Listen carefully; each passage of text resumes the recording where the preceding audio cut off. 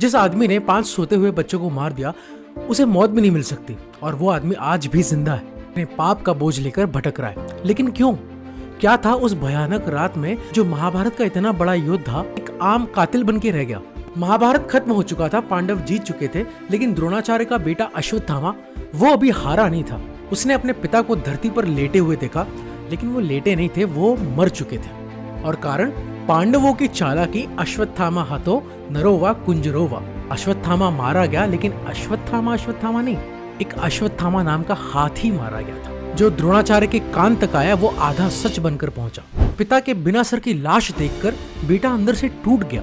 युद्ध खत्म हुआ, पांडव सोच रहे थे कि अब उन्हें शांति मिलेगी। उनके 5 बेटे जो उप पांडव थे, द्रौपदी के गर्भ से पैदा हुए थे, प्रतिविंध्य, सुतसोम, श्रुतकर्मा, शतानिक और श्रुतसेन, सब सो रहे थे अपने शिविरों में।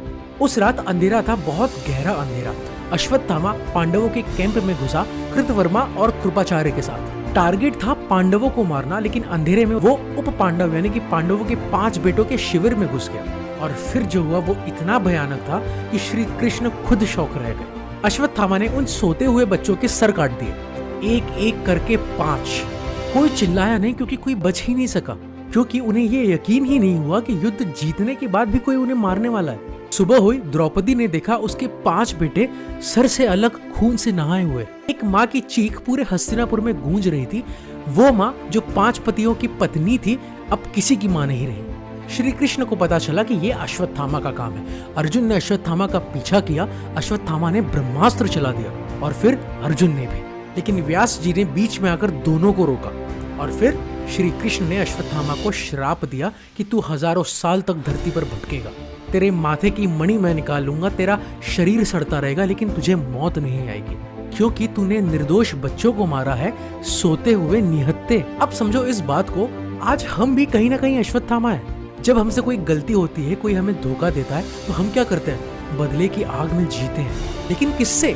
जो हमारे सामने होते हैं, जो कमजोर होते हैं, जो बेगुनाह होते हैं। बॉस ने ऑफिस पर डांटा, पर घर आकर बीवी पर गुस्सा निकाल दिया। दोस्त ने धोखा दिया, इंसल्ट किसी और की कर दी। ये क्या है?